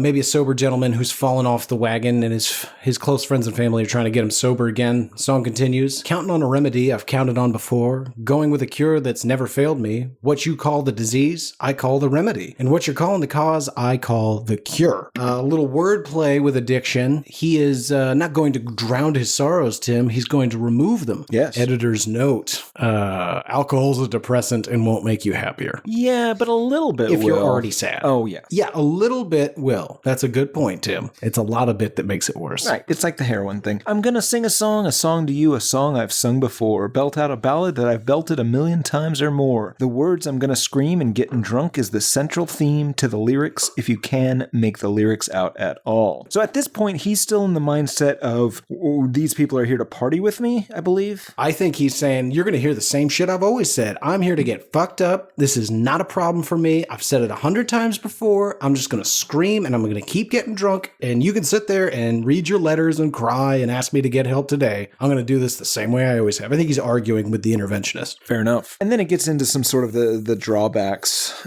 Just a devotion to a potion. Now please, no applause. A dedication to a medication, a crutch, a cure, a cause. What I've counted on to pick me up has knocked me to my knees. Before I hit the floor once more, I'll call it the disease. So he is sort of coming around at this point, I'm assuming? Yep. He's going to get help today. All right. Well, first, let's have another couple of drinks. Well, sure. You got to get good and blackout drunk to get on that plane to Phoenix. Yep. It's always Phoenix. Unless you're getting sober with a loved one or, enabler. Then they get kicked out to like Key West or something pretty sweet and just get them as far the fuck away from them as possible. Fair enough. They always give those places the stupidest names like Pleasant Journeys and like New Awakenings. Well, they also have some things like Redemption Home that it sounds nice, but you know what that is. Track number 8, Numbered Days. He's got an axe to grind and he'll target anyone. Guitar sounds like pop punk again for the first 10 seconds until the horns are back. Yes, it does eventually turn into ska, and this also is a song about every single Boston native. This is the Cold War Kids song Old St. John on Death Row. Yes, it is. It's really just the story of a tough guy making some poor choices, but with a really, really weird bent. Let's get into it, Tim. This one's dark. Familiar with his kind, he'll beat someone down for fun. He's got an axe to grind and he'll target anyone. And I want to stop right there. Tim, you and I knew a number of these types of people that loved nothing more than getting super drunk and fighting strangers. Oh, yeah. I don't know if I've told this story. It's a short one. I know I've told you it. But when I was a freshman in college, I was with a guy named John. You knew him, right? Yeah. Kinda? Mm-hmm. Okay. He was scary. I guess. Terrifying. Clearly had some problems. Anyway, I was with him one evening and he was, just shy of blackout drunk. And we were waiting to get on an elevator, go to get on, and the guy was just like, hey man, this one's pretty full. Do you guys mind waiting? And that was his cue to swing at this guy. And then 3 dudes beat the shit out of him. And he was like, why didn't you help? No. Is the answer there. So absolutely not. John, not on your list of people you invite. Absolutely not. Not then or now. Oh, I also saw that guy with a hammer. We definitely have to bleep his name now. He became a... Eric was crying while it happened. Yeah. He's a Marine. Yeah, he was. Probably not still. That's true. Let's hope not. Or maybe let's hope so. It seems like a good place for him. It did. But, I mean... So did prison. Yeah, I don't know that training him on weapons was a good plan. Yeah, he was, for folks that don't know a sociopath like this, if you've ever seen the now not nearly as good as it seemed at the time movie American Beauty, this is like the 18-year-old version of Chris Cooper's character. Ugh. Accurate. Saying he's a homosexual. That's not what... Brass knuckles in his pocket, steel-toed shoes, life of the party when you factor in booze. Familiar with his kind and he'll target anyone. Violence, when will they learn? Time's running out and the tables will turn. The days have been numbered and your number's coming up. Yeah, let's stop there. Okay, so first of all, brass knuckles in his pocket, steel-toed shoes. This guy's not looking to get into a fight. Clearly looking to murder somebody. Yeah, definitely. Tim, did you know people...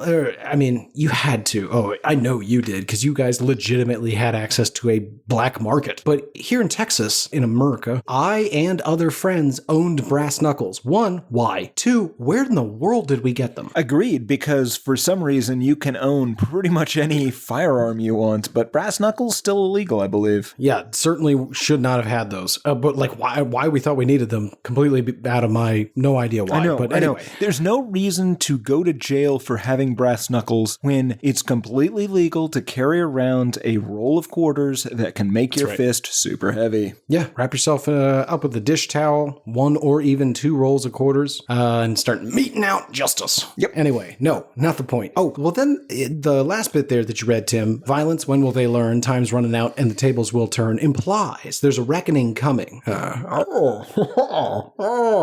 The days have been numbered, and your number's coming up. Bane, get out of here. Anyway, it does seem as though there's a clock ticking and things are about to change. Song continues. He's got a group of friends and they're all like-minded guys. The fun never ends and the party never dies. Now I want to pause here because there's this weird axiom of male groups. Any group of men together in public, when viewed from the outside, is a group of assholes. And that fact is true. Yes. Doesn't matter. Tim and I have been in large groups of our friends in public, I don't know, dozens and dozens of times. Every one of those times, we were assholes. Yeah. If not individually, collectively. Everybody hated us, no matter where we were. Doesn't matter who you are. Could be the nicest group of dads at soccer practice. Get 3 or more men together, everybody else there hates them. Yep. And they should. They're assholes. Yep. Somebody crossed their path at the worst time to do it, toes to the temple, and he didn't live through it. He's got a group of friends, they'll target anyone. So he's murdered somebody with kicking him in the head. Ooh, I knew a guy in college, in Colorado, that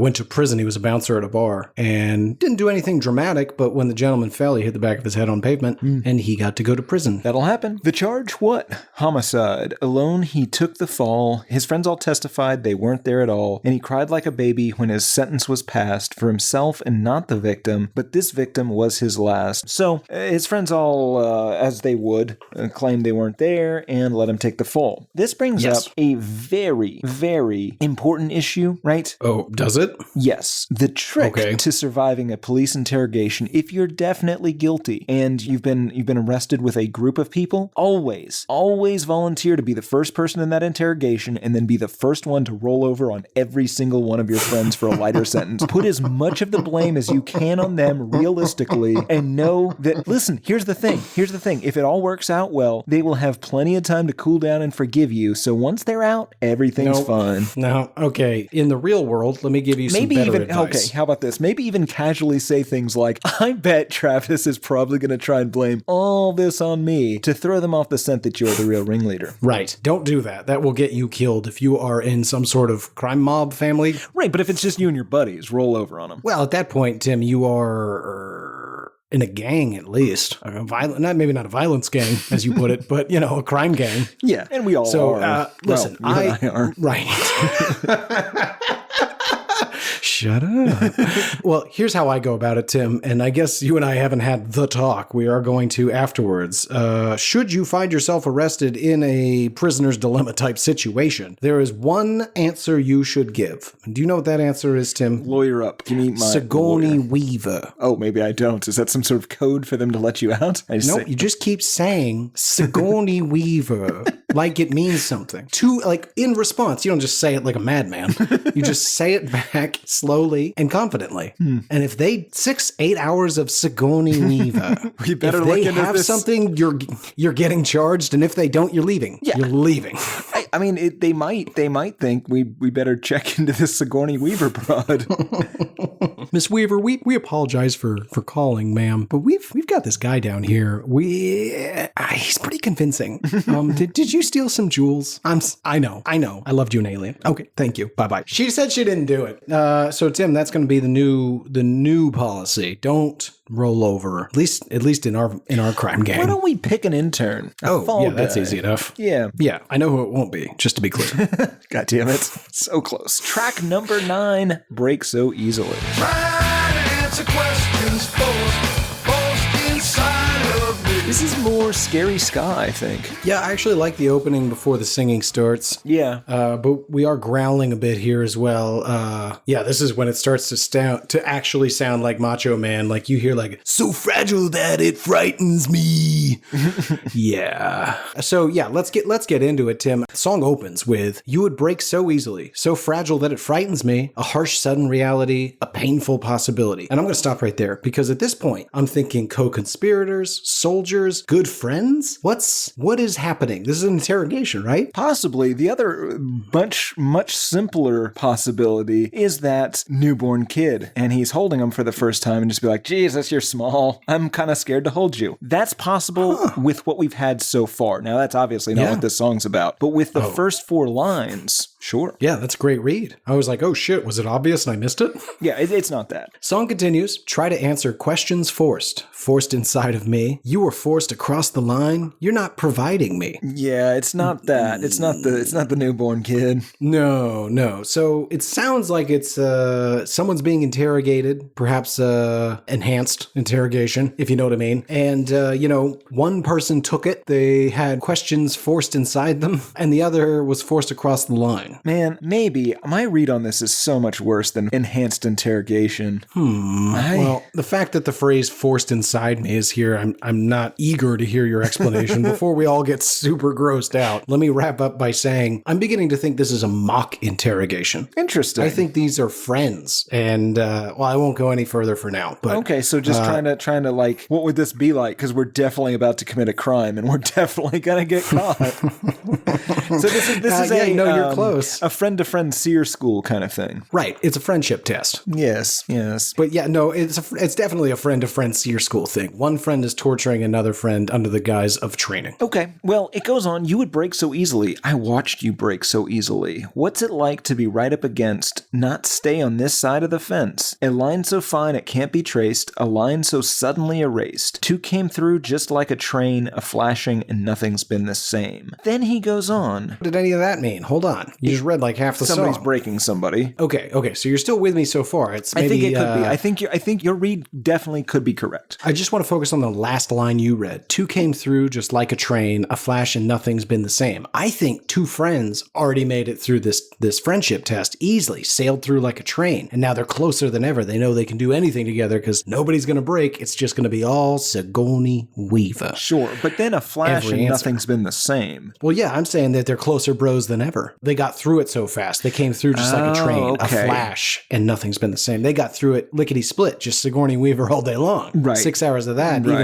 even the interrogator gets bored. Providing me with what I need to put a cover on, you took the answers when you broke. So easily, you're gone. So how is this worse than this forced mock routine interrogation? Oh, I think he's marveling at the victim of his abuse and how fragile that person is. Not in a sexy way. Okay. Yeah, me either then. It's not sexy or sexual. I think that he is.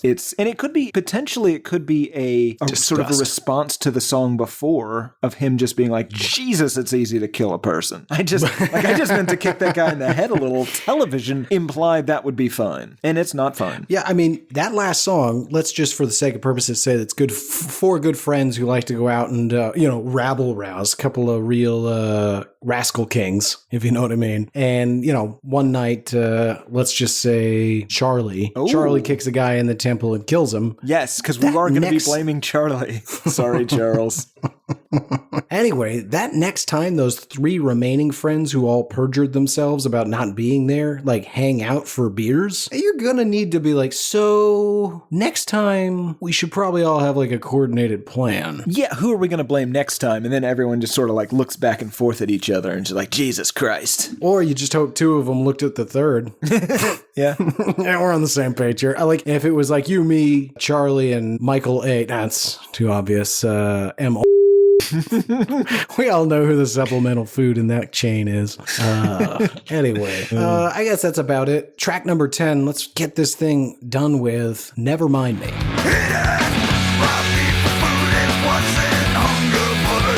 This might be the best song on the album. Okay, interesting. I find it confusing and possibly terrifying. It sounds at times like a Tokyo Police Club song. Okay. Before ska happens and they sing. Yes. Okay, but you read the history about a dude getting stabbed by an Albanian bootlegger, quote unquote, whatever that is. Listeners, write in hatePodMail@gmail.com if you know what an Albanian bootlegger is code for. This song says, he didn't hit me for a home or hit me because he was cold. He was addicted to drugs and I could see that in his eyes. Is this the quote unquote Albanian? Well, Garrett, Gittleman has 6 songwriting credits on this. This is one of them. Okay, so, boy, and I don't know how we've made it this far without mentioning it. Doesn't Gittleman just sound like the kid in gym class that's getting ridden hard by the coach? Gittleman! He seems like the guy. Get up that rope. If you took 8 guys to Europe and I told you one of them got stabbed, you'd guess Gittleman. You're not going to believe this. One of the guys in the band got stabbed. Oh, was it Gittleman? Yes. How does everybody know? Song continues. He didn't rob me for food. It wasn't hunger, but a Jones. He needed a fix. Someone will fix my bones. So it's somebody that robbed him, and as we'll find out later, I don't want to spoil it, but I'm gonna have to pistol whips him for drug money. Yeah, pretty much. Tim, how easy do we think it is to be a petty thief these days? Pretty easy, especially if you have victims like this, because these guys seem cool with it. Well, sure. But I'm thinking nobody really carries cash. There's cameras everywhere. Like, who are you robbing? Interesting. You can steal phones, but those aren't that easy to fence. Interesting. If you park far enough away, you bring your mask, you get that mask on several blocks away, you can rob a Taco Cabana pretty easily in this day and age. Oh, good point. Doesn't matter if there's cameras if you've got a mask there. This might not be petty crime, because, No, again, it definitely isn't. But my point is, it can be done. Yeah, but hard to be a petty criminal, Yes. But this song, it seems to be taking the message of tolerance that they have espoused this entire album a bit too far, right? You should be tolerant of all races and orientations, but you do not have to be tolerant of being pistol whipped, no matter how kind and hip and liberal it might seem. And here's the thing. I say this as a former pistol whipper and former pistol whippee. It hurts. It's not like the movies. Yes. But this song essentially espouses this idea of he didn't rob me for food. It wasn't hungry, but a Jones. He needed a fix. Someone will fix my broken bones. I'll feel better in the morning. Pain will fade as time goes by. What was taken I won't miss or I'll replace. Never mind me, well, I'm all right. Okay, so it's all replaceable. He'll heal. It'll be fine. Just a brief note. When you read in the story earlier, I assumed that, this song about assault must be about the time he was stabbed by a quote-unquote Albanian bootlegger. But this is a song about a man being pistol whipped. Well, sure. It's just violence. It does. I mean, it's Sure, I don't want to overthink artistic expression, but I am curious. Was this guy also pistol whipped? I mean, definitely. It's Gittleman, for the love of God. Gittleman! Yeah. Gittleman, get in there! Listen. I don't care. Everybody showers. Everybody. Yeah. Get in there or I'll pistol whip you. They go on. He seemed to hate what he was doing. He sure knew how to get it done. Possessed by an addiction I don't have to comprehend. What about me? Well, he whips me with a gun. So it has this whole, like, don't worry, you broke my bones for drug money, but it's fine. I'll feel better tomorrow. I'll make that money back. Yeah, here's the thing. I think it would be worse if, while I'm being robbed / pistol whipped, if the man doing it is openly weeping and crying, saying, I'm sorry. I'm sorry. Yeah, because I don't want to do this. That's the kind of guy that's going to realize halfway through he's probably going to have to kill you to get away with it if he's weeping. Oof. The point is, I think what happened here is that this started out as a very different song. We all know that Dickie is a very tolerant individual. He's the one that's writing or releasing songs for good causes and writing about being tolerant of all races and also about being tolerant of racists or Which, whatever. again, want to point out, we are 100% on board with. Absolutely. But not being tolerant of pistol whippers. Right. What I think happened here is that Gittleman wrote this angry song about a time he was assaulted in Italy and about how he was fucking furious and how someday he was going to get him back, turned it into the rest of the band, and Dickie just kind of altered it a little bit so that the real victim here is addiction. The real victim is addiction. We're raising money for addiction. Every year, metric tons of cocaine, heroin, barbiturates go unused. We're raising money so that we can find homes for these addictive substances. Only you can help. Look at this man. Has a job, wife, children, not a single late payment on his mortgage. For just $9.95 a month, you can supply him with 4 grams of cocaine and 3 grams of heroin. You do not know how much drugs cost. I don't. Yes, no one does. Well, nobody does. The problem is, obviously, it's a good thought, right? Like, at a very high level, sure, the real problem here is addiction, it's poverty, Right. it's blah, blah, blah, blah, blah. But Yeah, don't blame him, blame the society that failed him. yes, and that's fine at a population level, but when you're getting pistol whipped, no. No, that's a level of forgiveness that I just can't abide. If you pistol whip me, it's on. And here's the thing. We have a lot of very liberal listeners, and that's great. If you disagree, it'll be like that time that Christopher Hitchens said that waterboarding wasn't torture, and then to prove it was waterboarded and immediately changed his mind because he has intellectual honesty. Here's the thing. If you believe that you would be tolerant and fine with being pistol whipped, come by the studio. We'll get you pistol whipped. We'll see how you feel. But bring your own pistol. Yeah, we can't be just providing a pistol for each one person that comes by. But no, they don't get to keep it, Tim. I just don't want to. But listen, I don't want to admit that we have the pistols. Well, I think you kind of did, but I just don't want to get blood all over our pistols. I feel like what we again, do. you're going to need stitches. Don't get pistol whipped. You're going to need more than stitches, Garrett. A pistol, that's going to shatter an orbit. Well, you're going much further down on the cranium than I am. I'm a back of the head man all day, Tim. All day. Interesting. Track number 11, Gino. Desensitized. Before it became footed, a footnote history. Full growl. We are 100% Macho Man on this one. Absolutely. This song is, I guess, about like violence and how we see violence much more frequently, and so But it's personalized, Tim. sure, right? Okay, Maybe not. Maybe it's when did this come out? 97. Okay, it's not about 9/11. Well, that's the thing, because it starts off with "I woke up early on the 10th anniversary," right? Right. If this was written in either 96 or 97, so I went back 86, 87. There's Chernobyl, which the Challenger explosion, the beginning of Oprah Winfrey's show, the first case of bovine spongiform encephalopathy identified, that Belgian Channel ferry capsizing. That didn't happen. No? Oh, I thought. I'm I sorry, thought that you're was a ferry disproven. truther? No. I'm sorry. I don't want to take any sort of political affiliation on this ferry situation. I thought I had read it was all a hoax. You know what? don't listen. I have no information to suggest that's the case, and I am on board. Fucking hoax. 193 3 crisis actors, done. Whoa, you made it a weirder thing. So here's the big thing. So we're going to go through it, folks, in just a moment in short order. Don't worry. But what Tim and I are alluding to is that this song appears to be, and again, I want to mention, this is a bit more of a pop punk sound again, a lot more guitar forward. It's still not great. Garrett, musically, this veers into almost skiffle territory at one point. Oh, sure does. It's so sure fucking does. weird. Very odd. But content-wise, it's interesting that you went to, all right, what's this the 10th anniversary of that he's going to sing about the sensationalizing and desensitizing of society through media? I immediately took it to be a personal song about a tragedy that he endured that I at first mistook as like something petty, like a sex tape or even like an early viral video. Like he got kicked in the nuts while throwing the first pitch at the World Series. Oh, I love that. Or he just threw a bad pitch. Yeah, but that's only so embarrassing if like let's say you throw a bad pitch and then you're like, oh shit, I can do better. Come on, throw it back, catcher. And when he throws it back, ball to the nerds.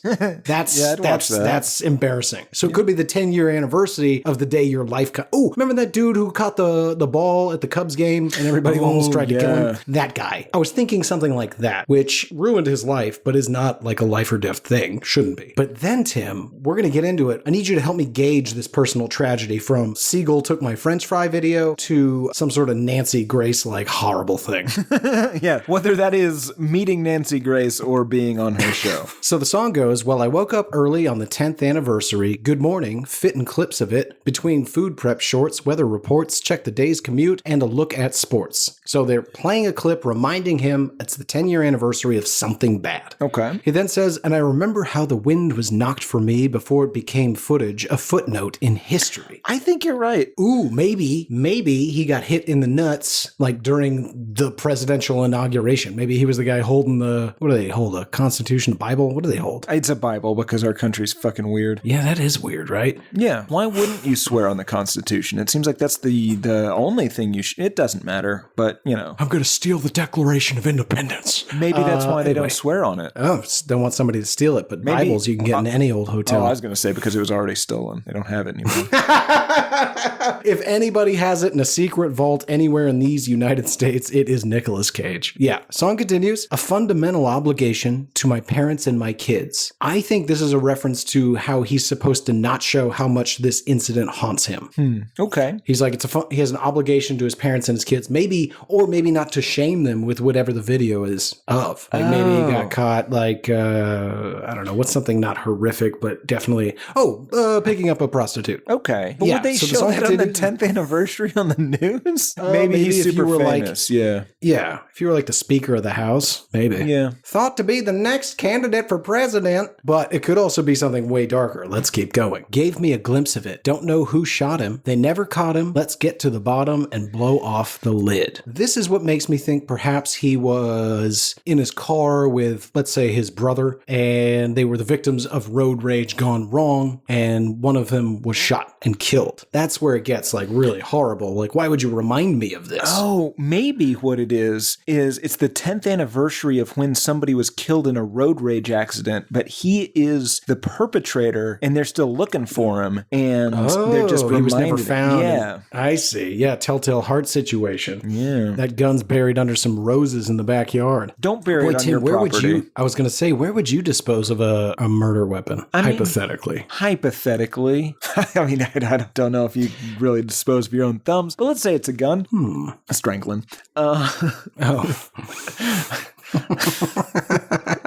It's very specific, and it now like paints a picture that you slowly depress the thumbs either.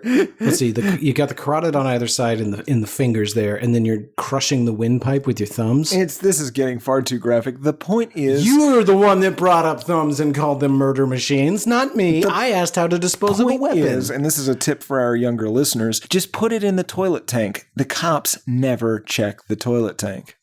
You're full of bad advice today. Shave off the serial numbers, disassemble the gun, and release it in 4 different counties. You should have shaved those serial numbers off the second you bought that gun. Well, sure. But some of the listeners are younger. All of it's bad advice. Don't do anything. Don't own guns. Just, you know what? You can't kill anyone if you don't have one. Don't do what you want. We don't give a shit. Kill a guy. That's our advice. Nope, don't do that. We are anti-murder here on the show. Official podcast stance. Don't kill a guy.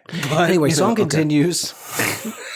Recently, well, I think I heard it could have been avoided and it shouldn't have occurred. Sadly, we're desensitized to all the scandals and the cover-ups, the conspiracies, the lies. So maybe is the footage the thing that could have been avoided or the shot itself? Presumably the shot. Yeah, but that depends. If it's tragic, it's the shot. If it's silly, then it's the footage of it. So, like, again, Well, it might be the whole thing. Like, just if that goddamn sun wasn't in my eyes, I wouldn't have gotten hit in the nuts there. Yeah. God, nobody can forget a good nut shot. They're just instinctively funny. Yep. Let's see. I think that's about it, Timmy. Track number 12, 128. 1, 2, what's in the stew?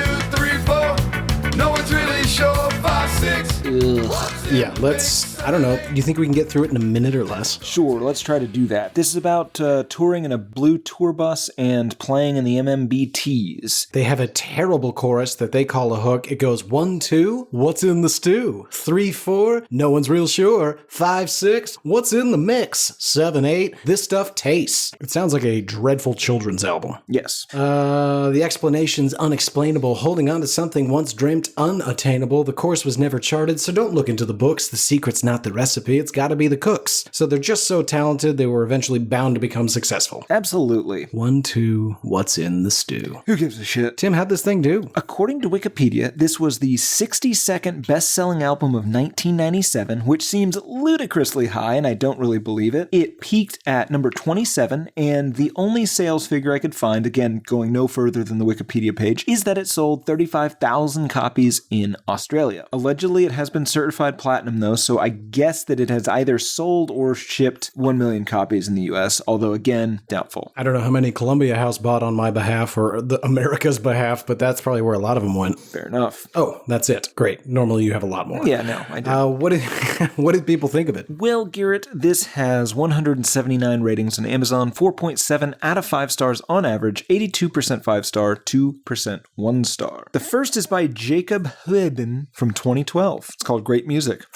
I'm lucky to have found this for such a cheap price on Amazon. I'm glad I finally know what to say when people ask me what my favorite music is. Mighty Mighty Bosstones. Best music in my opinion. Highly recommend this album. 5 out of 5 stars. I love it that it's not reggae, it's not ska, it's not pop punk, it's Mighty Mighty Bosstones. Yes, it's What's your very favorite kind of music? Mighty Mighty Bosstones. What's your favorite kind of food? Peanut butter jelly sandwich. Okie dokie. This next one's from Amazon customer from 2002. This is a fantastic Bosstones CD, possibly only bettered by Devil's Night Out. Each song draws you to a conclusion, sure did, and each has a clear meaning to be gleaned from Dickey's complex and flowing lyrics. Nate's riffing keeps the tracks moving without growing stale, lovely moments from the fathers of skacore. However, reading over other reviews, I was amazed with other views. The old dedicated fans who think Bosstones sold out with this album have clearly not thought through this album. What is everyone's problem with music being popular? I'm a long-time Bosstones fans, having found them in 91, but I don't have a problem with the fact that they have some popular songs. It's nice to know that people have some taste, and Bosstones offer a great alternative to manufactured pop. Until you guys get over your ...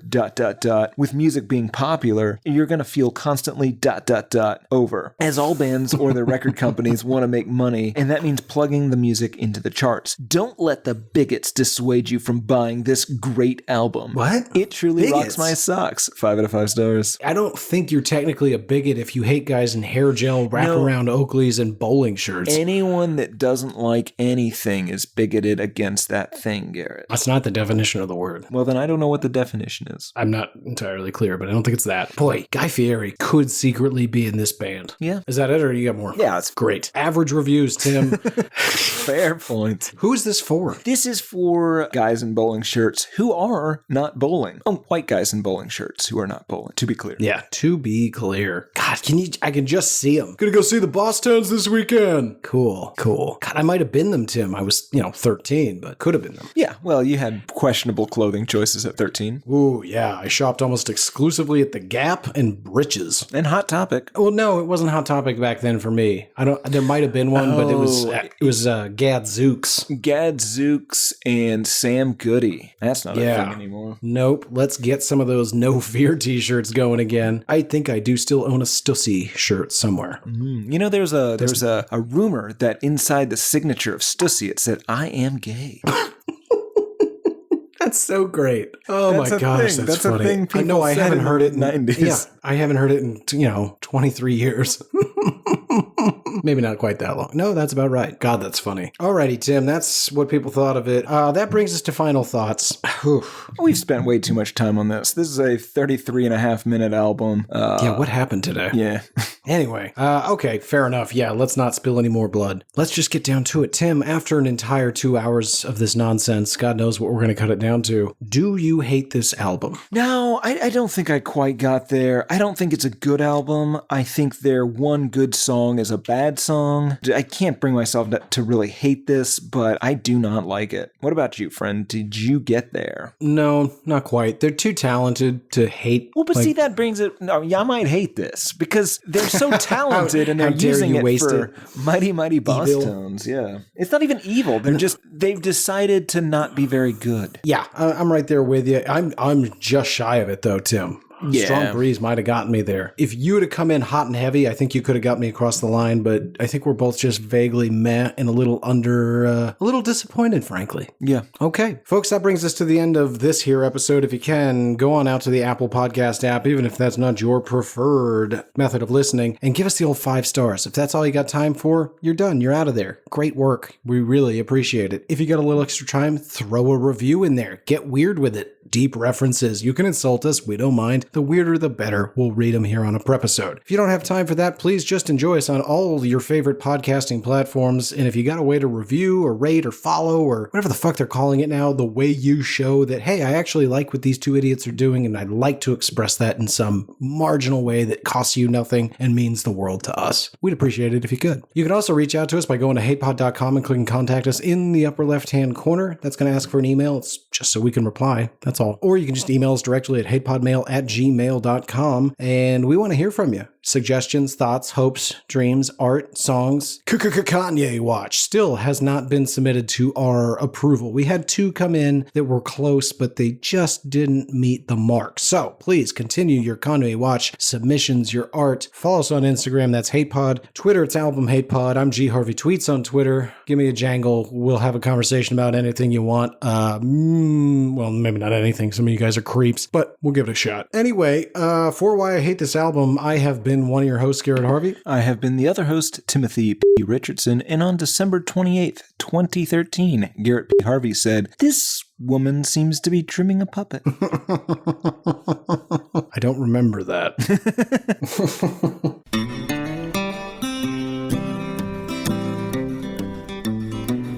There's cowboys running through my dreams. Nothing's quite the way it seems. I joined the Navy, got kicked out in a week. My facial features aren't distinct. Try to find some meaning in these songs. The genius is a genius, got it wrong. No, it's a lobster murder sex thing. It's the bleaching of the rear. A full assault on both your ears. The riffs are too repetitive. The lyrics make no sense. All the songs are B-sides. The cover art's a mess. Listen to it for a week. Now that week has passed. It's the Why I Hate This Album podcast with Tim and Garrett. I am the Rascal King.